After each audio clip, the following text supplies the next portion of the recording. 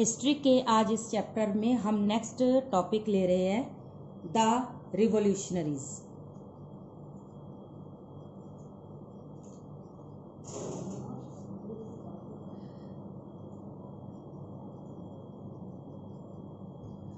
History का हमारा chapter था the rise of nationalism in Europe. इस चैप्टर का नेक्स्ट टॉपिक हम आगे स्टार्ट कर रहे हैं जो है द रिवॉल्यूशनरीज।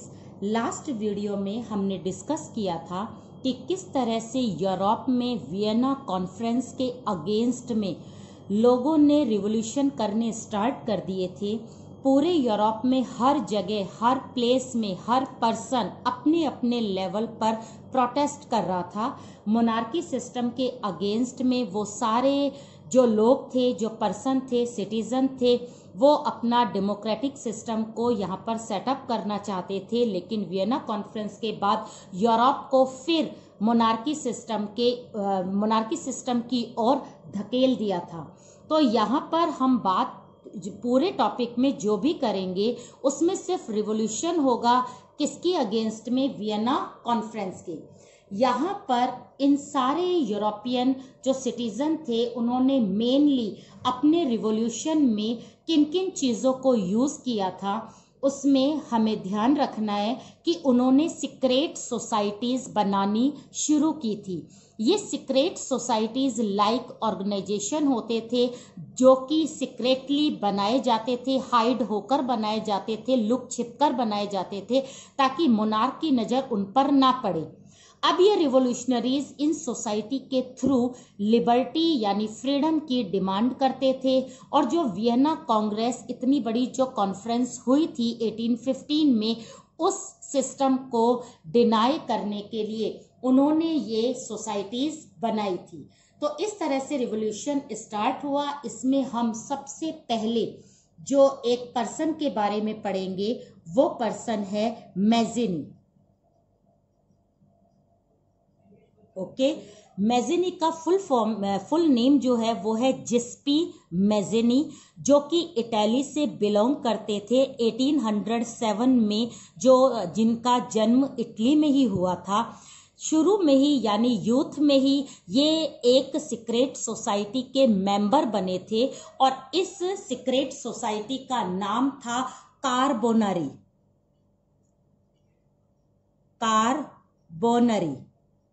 ओके, ये सीक्रेट सोसाइटी वही काम करती थी, रिवॉल्यूशन करना, अगेंस्ट में रहना, प्रोटेस्ट करना। इसी टाइम पीरियड में लिगुरिया में एक प्रोटेस्ट हुआ था, एक रिवॉल्यूशन हुआ था। लिगुरिया उस समय का एक किंगडम था, लेकिन इस प्रोटेस्ट की पूरा आरोप जो था वो मैज़िनी के ऊपर लगाया गया। और लिगुरिया का जो मोनार्क था उसने मैज़िनी को यहाँ से बाहर एक्साइल कर दिया, बाहर निकाल दिया।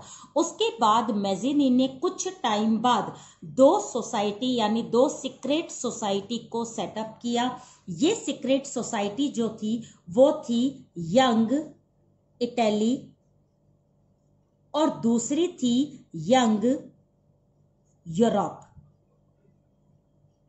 ओके, ये दो सोसाइटी उसने बनाई थी। अब ये दोनों सोसाइटी कहाँ सेटअप हुई थी ये आपको लर्न रखना है।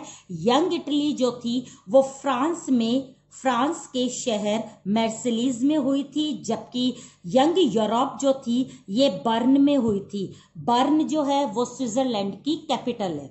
यहाँ पर इसने सेटअप करा और इसका मेन एम ये था कि इटली को यूनाइट करना।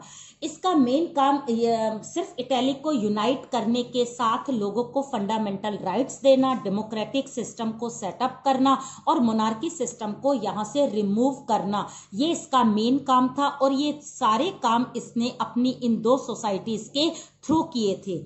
इसी एक्शन को देखकर मैटरनिक भूले तो नहीं हो, हमने लास्ट वीडियो में मैटरनिक की बात करी थी। मैटरनिक जो थे जिन्होंने कि वियना कॉन्फ्रेंस की लीडरशिप की थी, उस मैटरनिक ने मैज़िनी को कमेंट करते हुए बोला था कि ये जो मैज़िनी है ये सोसाइटी के लिए बहुत डेंजरस है क्योंकि ये मोनार्की सिस्टम के अगेंस्ट में है। अब हम नेक्स्ट जो इसके रिवॉल्यूशन में हम जो नेक्स्ट स्टोरी करेंगे वो करेंगे मिडिल क्लास की। मिडिल क्लास उस समय क्या काम कर रही थी, मिडिल क्लास क्या थी, कैसे जनरेट हुई, इसके बारे में हमने पूरा अपनी नॉलेज ले रखी है। यहाँ पर हम सिंपल बात करेंगे कि मिडिल क्लास उस समय लगातार राइट्स की डिमांड कर रही थी। अलग अलग किंगडम में, किंगडम आपको लर्न करने हैं कौन कौन से, like Ireland, Poland, Italian and German states. यहाँ के किंगडम में जितनी भी मिडिल क्लास थी वो बहुत ज्यादा एक्टिव थी और वो लगातार रिवॉल्यूशन कर रही थी। इनका पहला एक्शन यानी मिडिल क्लास का पहला एक्शन कौन से किंगडम पर हुआ, तो यहाँ पर आपको ध्यान देना है, वो हुआ था फ्रांस में। फ्रांस में इन्होंने 1830s में एक अटैक करा, मीन्स मिडिल क्लास ने अटैक करा और वहां का जो मोनार्क था उसको हटाकर इन्होंने कौन से मोनार्क को वहां पर सेटअप किया था, वो था लुइस फिलिप। इससे पहले फ्रांस में जो डायनेस्टी थी वो डायनेस्टी थी बर्बन डायनेस्टी, जिसको कि वियना कॉन्फ्रेंस में रिस्टोर किया था। इस डायनेस्टी को फ्रांस के कॉमन सिटीजन पसंद नहीं करते थे, इसलिए मिडिल क्लास ने यहाँ पर प्रोटेस्ट करते हुए उस डायनेस्टी को हटा दिया और लुइस फिलिप को यहाँ पर सेटअप किया। और यहाँ का जो सिस्टम सेटअप हुआ ये सिस्टम था कॉन्स्टिट्यूशनल मोनार्की सिस्टम। तो इन्होंने कॉन्स्टिट्यूशनल मोनार्की सिस्टम को यहाँ पर सेटअप किया। जैसे ही फ्रांस में रिवॉल्यूशन हुआ तो इसका इम्पैक्ट बेल्जियम पर पड़ा। बेल्जियम में जुलाई में रिवॉल्यूशन हुआ, जिससे कि यूके जो था वो नीदरलैंड से अलग हो गया। तो कहने का मतलब है मिडिल क्लास के इस एक्शन से बेल्जियम में भी अवेयरनेस आई और बेल्जियम में जो ब्रसेल्स है यानी जो उसकी कैपिटल है वहां पर भी रिवॉल्यूशन हुआ, जिससे बेल्जियम की बाउंड्री पर ही यूके और नीदरलैंड था। तो यूके और नीदरलैंड उससे क्या हो गए, अलग हो गए, यानी यूके और नीदरलैंड जो आपस में मिले हुए थे वो सेपरेट हो गए। तो हम देख रहे हैं किस तरह से यूरोप में रिवॉल्यूशन की एक जिसे कहते हैं बरसात चल रही है, लगातार लोग रिवॉल्यूशन कर रहे हैं। इसमें हम तीसरी चीज देखते हैं, वो है ग्रीस वॉर। ये ग्रीस वॉर क्या था और ये ग्रीस वॉर से मेन इम्पैक्ट यूरोप में क्या पड़ा, हम यहाँ पर इस बात को डिस्कस करेंगे। तो यहाँ पर हम जो ग्रीस वॉर को देख रहे हैं वो इस वे से देख रहे हैं कि जो ग्रीक कंट्रीज है वो यूरोप की बाउंड्रीज को टच करती है। ग्रीस में जो भी कंट्रीज थी या जो भी लोग थे उनके ऊपर ऑटोमन एम्पायर ने अपना रूल किया हुआ था। ये ऑटोमन एम्पायर जो था ये कहां से आया था, ये आया था टर्की से। ठीक है, ये कहां से आया था, टर्की से। और टर्की में इन्होंने कब से अपना रूल किया हुआ था वो आपको ध्यान रखना है, वो है 15th सेंचुरी से। ऑटोमन एम्पायर ने ग्रीस को कंट्रोल किया हुआ था। ग्रीस के लोगों ने प्रोटेस्ट स्टार्ट कब से शुरू किया था, 1821 से। ओके, यहाँ पर ग्रीस वॉर को यूरोप के कंट्रीज के सिटीजन देख रहे थे और उससे इंस्पायर हो रहे थे कि किस तरह से ग्रीस के लोग ऑटोमन एम्पायर से प्रोटेस्ट कर रहे हैं, स्ट्रगल कर रहे हैं, मूवमेंट कर रहे हैं और वहां के रूलर को यहाँ से बाहर निकाल रहे हैं। यहाँ पर इन लोगों का साथ यूरोप के लोगों ने भी दिया, जिसमें मेन जो थे वो थे इंग्लिश पोएट जिनका नाम था लॉर्ड बायरन। ओके, तो यहां पर हम बात करेंगे लॉर्ड बायरन की। लॉर्ड बायरन जो थे वो एक इंग्लिश पोएट थे जिन्होंने की काफी सारा पैसा इकट्ठा किया वॉर के लिए और वो ग्रीस में आए, ग्रीस के लोगों को वो पैसा दिया ताकि वो वॉर कर सके, किसके खिलाफ, टर्की के खिलाफ। लेकिन उसी समय लॉर्ड बायरन की एक फीवर में डेथ हो गई और वो उनकी जो हेल्प है वो बीच में ही रह गई। लेकिन ग्रीस के जो लोग थे वो फिर भी नहीं हारे, लगातार इनसे वॉर करते रहे और लास्ट फाइनली उनको इंडिपेंडेंस 1932 में मिली। और 1932 में इनकी ट्रीटी टर्की के एक सिटी में हुई थी और इस सिटी का नाम था कॉन्स्टेंटिनोपल। कॉन्स्टेंटिनोपल में ये ट्रीटी साइन हुई, जिसमें ऑटोमन एम्पायर के लीडर और यहां से ग्रीस के लीडर गए और उन्होंने हमेशा के लिए ग्रीस को छोड़ दिया। इस इंसिडेंट से यूरोपियन जो लोग थे वो बहुत ज्यादा इंस्पायर हुए और उन्हें लगा कि हम भी एक होकर हमारे यहां से मोनार्क को हटा सकते हैं। ठीक है, अब हम नेक्स्ट पर चलते हैं। रिवॉल्यूशन स्टार्ट है, रिवॉल्यूशन चल रही है। मैजेनी जैसे और भी बहुत पर्सन है जो कि रिवॉल्यूशन कर रहे हैं, लेकिन आपकी एनसीईआरटी में मैजेनी दे रखा है, मिडिल क्लास दे रखा है, ग्रीस वॉर दे रखा है। और हम अब नेक्स्ट 4th पॉइंट डिस्कस करते हैं, ये है नेशनल फीलिंग्स। अगर हम नेशनल फीलिंग्स की बात करें तो अभी भी जितने भी वॉर हो रहे हैं उसमें क्या चीज क्रिएट हो रही है, नेशनल फीलिंग्स हो रही है। नेशनल फीलिंग्स मैजेनी क्रिएट कर रहा है, नेशनल फीलिंग्स मिडिल क्लास कर रही है। ग्रीस वॉर से अपने आप ही नेशनलिज्म क्रिएट हो रहा है, जिससे कि यूरोप के कंट्रीज जो है वो लगातार इंस्पायर हो रही है। यहां पर हम बात कर रहे हैं नेशनल फीलिंग्स में, ये बात है इमोशंस की, ये बात है इमोशंस की, ये बात है वहां की हिस्ट्री की, ये बात है वहां की लैंग्वेज की, और ये बात है वहां के म्यूजिक की। तो यहां पर हमें ध्यान रखना है कि कुछ जो लीडर्स थे, कुछ जो स्कॉलर्स थे, वो लोग चाहते थे कि बिना वॉर के भी हम लोगों के अंदर ये फीलिंग्स क्रिएट कर सकते हैं। यहां पर हमें नाम याद करने हैं, 2 लर्न करने हैं बहुत अच्छे तरीके से।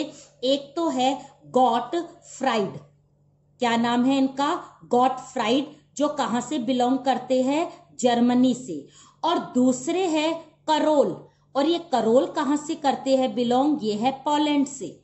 तो ये 2 चीज तो आपको लर्न करनी है, लेकिन इनका जो मैसेज है वो सेम है। गॉटफ्राइड जर्मनी को यूनाइट करने के लिए वहां के लोगों को इंस्पायर करते हैं कि वो अपनी लैंग्वेज, अपनी कल्चर, अपनी इमोशंस, अपने म्यूजिक, अपने डांस को सरवाइव रखे, वो उसी चीज का यूज करे जो हमारी ओरिजिनल थे। इसी तरह करोल जो थे वो पोलैंड को बचाने के लिए लगातार एफर्ट्स कर रहे थे, क्योंकि पोलैंड जो था वो रशिया के कंट्रोल में था। इसलिए रशियन गवर्नमेंट लगातार इनको प्रेशराइज करती थी अपनी कल्चर को और अपने म्यूजिक डांस को ये फॉलो करे। लेकिन करोल कहते थे पॉलिश लोग जो है वो पॉलिश लैंग्वेज को ही यूज करेंगे, अपनी कल्चर और अपने म्यूजिक को ही वो आगे फॉलो करेंगे।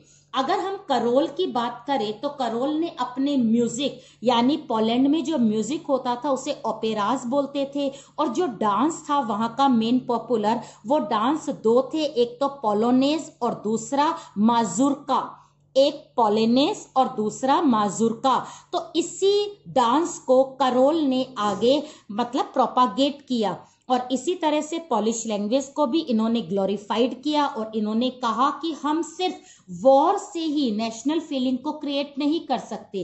अगर हम अपनी लैंग्वेज को, अपनी हिस्ट्री को, अपने म्यूजिक को, अपने कल्चर को, अपने इमोशंस को लगातार फॉलो करें तो जो एम्परर, जो लीडर है, जो मोनार्क है या दूसरा कंट्री जिसने कि हमको कॉलोनी बनाया हुआ है, वो ज्यादा टाइम तक नहीं टिक पाएगा।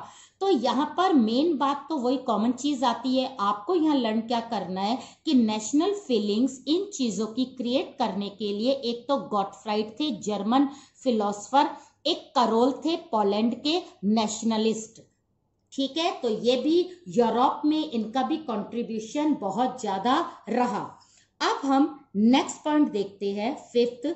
इसमें हम कुछ रीजंस को डिस्कस करेंगे, रीजंस जो 1830s में यूरोप में क्रिएट हुए थे।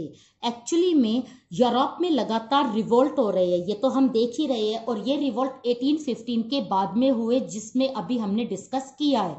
अब हम देखते हैं कि ये सारे जो रिवोल्ट अभी हमने डिस्कस किए थे, ये सारे तो सिर्फ वियना कांग्रेस के अगेंस्ट में किए गए, और कौन कौन से रीजंस थे जिनसे कि यूरोप में 1830s में रिवोल्ट हो रहे थे।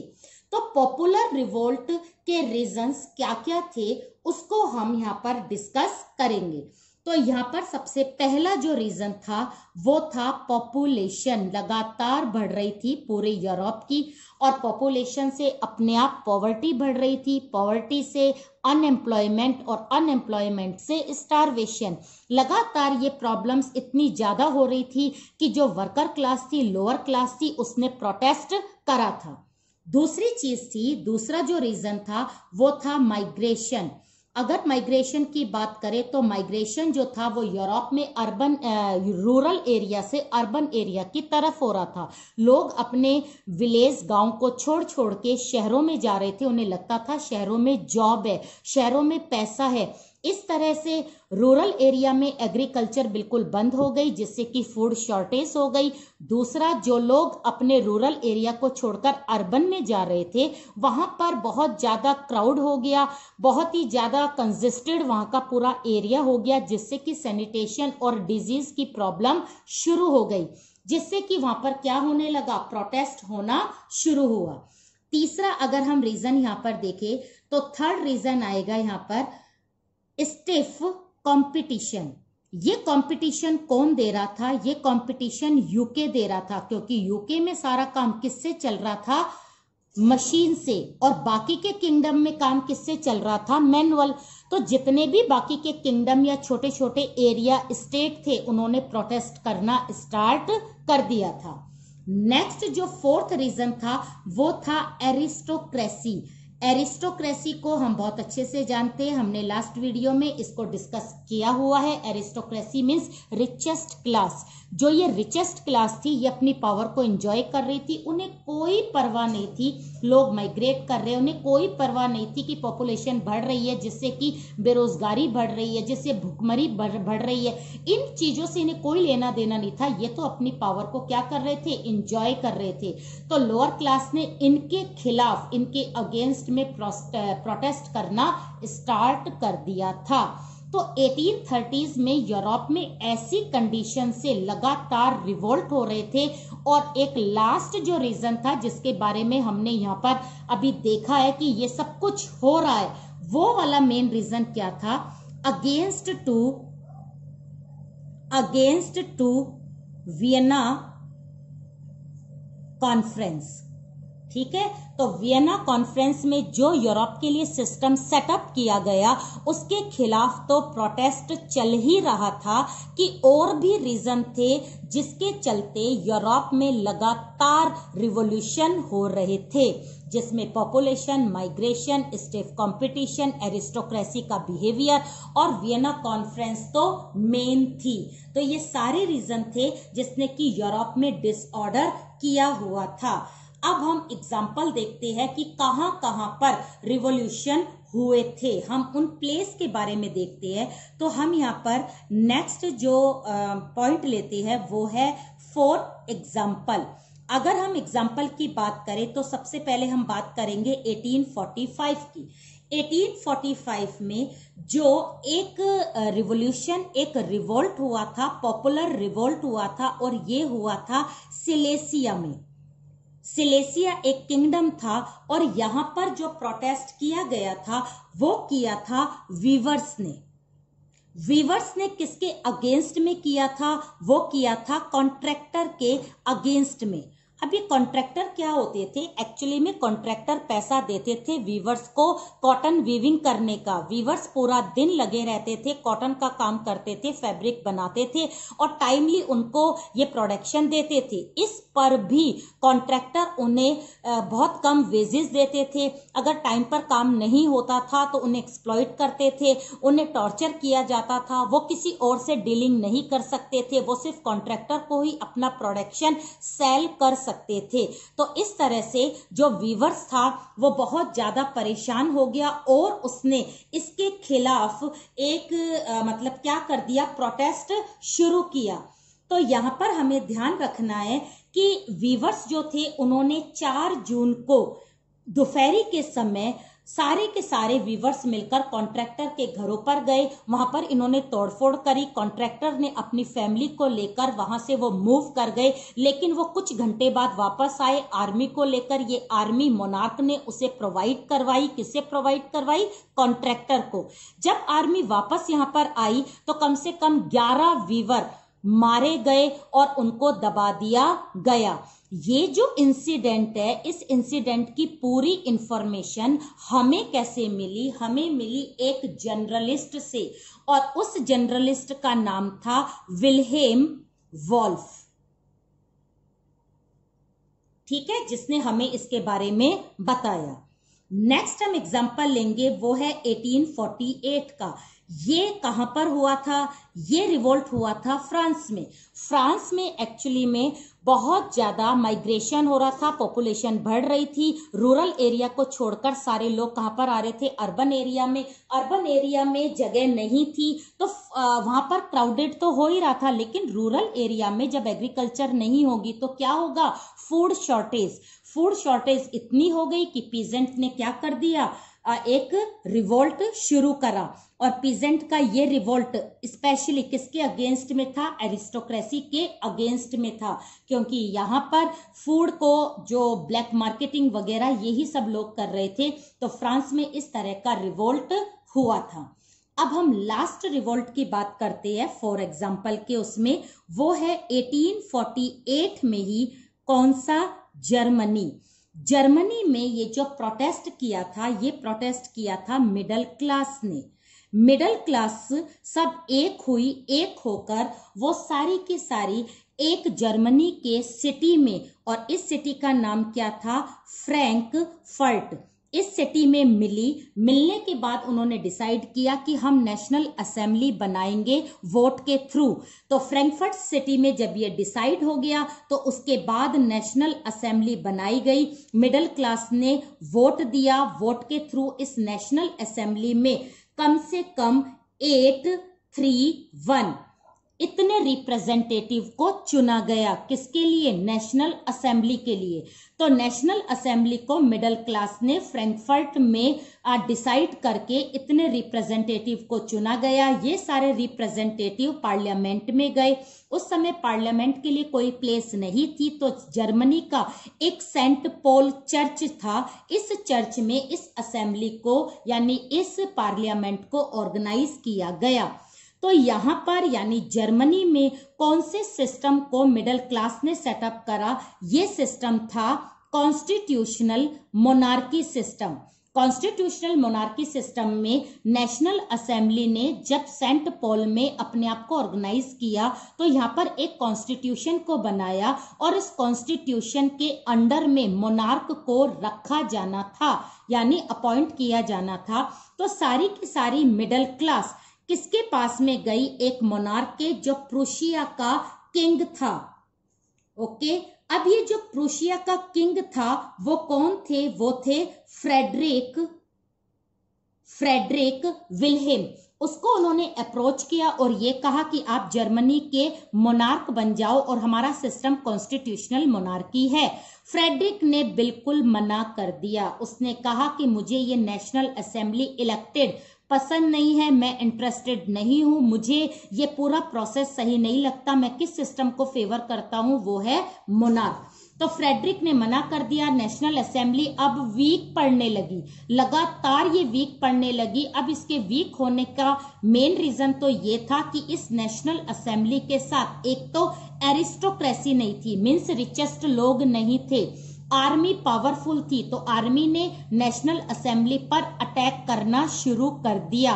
दूसरी तरफ इस नेशनल असेंबली के लिए जो 831 ये लोग रिप्रेजेंटेटिव बने थे, इसमें राइट टू वोट जो था वो विमेन को नहीं था। किसी भी विमेन ने इसको नहीं इलेक्ट किया था। तो यहाँ पर जो विमेन थी उन्होंने नेशनल असेंबली का साथ देने के लिए मना कर दिया। दूसरा, जो एरिस्टोक्रेसी थी वो भी इसके खिलाफ थी, तो वो भी इसके अगेंस्ट में होने के कारण नेशनल असेंबली का साथ इसका भी नहीं मिला। तीसरा, जो लोअर क्लास थी, क्योंकि नेशनल असेंबली के जितने भी रिप्रेजेंटेटिव थे ये स्पेशली मिडिल क्लास से थे। मिडिल क्लास में जो अनएजुकेटेड थे, अनस्किल्ड थे, उन लोगों को इग्नोर किया जाने लगा। वो लोग डिमांड करते थे और उनकी डिमांड नेशनल असेंबली नहीं मानती थी। इसलिए ये जो लोअर क्लास थी, इस लोअर क्लास ने भी नेशनल असेंबली को बॉयकॉट कर दिया। तो इस तरह से ये नेशनल असेंबली जो है वो वीक होती चली गई और मिडिल क्लास का ये इतना बड़ा एफर्ट्स फेल हो गया, नेशनल असेंबली फेल हो गई, मोनार्क जीत गए। मोनार्क की आर्मी जो थी उसने नेशनल असेंबली को एकदम डिस्ट्रॉय कर दिया। तो यहाँ पर हमने कुछ चीज देखी है कि यूरोप में इस तरह से रिवॉल्यूशन स्पेशली किस किस रीजन से हुए थे, ये रीजन हमने सारे डिस्कस करे हैं। लास्ट जो रीजन था वो था अगेंस्ट टू वियना कॉन्फ्रेंस। इसके अगेंस्ट में मेज़ेनी ने काम करे, इसके अगेंस्ट में मिडिल क्लास ने फ्रांस में काम करे, इसके अगेंस्ट में यूरोप में और भी जगह बहुत ज्यादा रिवॉल्यूशन हुए, जैसे जर्मनी में, पोलैंड में, जर्मनी की नेशनल असेंबली में, ग्रीस वॉर से यूरोपियन कंट्री इंस्पायर हो रहे थे। तो इस तरह से 1830s का ये जो एरा था, इस एरा में स्पेशली किस चीज को मेंशन किया गया, वो थे रिवॉल्यूशनरीज। तो आपको यहाँ पे 1 बाय 1 सारे इंसिडेंट अच्छे से लर्न करना है। एक स्टोरी टाइप में इसको लर्न करो कि मिडिल क्लास ने 1830s में यहाँ पर लुइस फिलिप को सेटअप करा था, तो 1848 में मिडिल क्लास ने ही जर्मनी में नेशनल असेंबली को बनाया था। बाकी के इस जो भी वीडियो है, इन सबके नोट्स आपको डिस्क्रिप्शन में पूरे फुल फ्लैश मिलेंगे, इसलिए उसको जरूर देखा करो।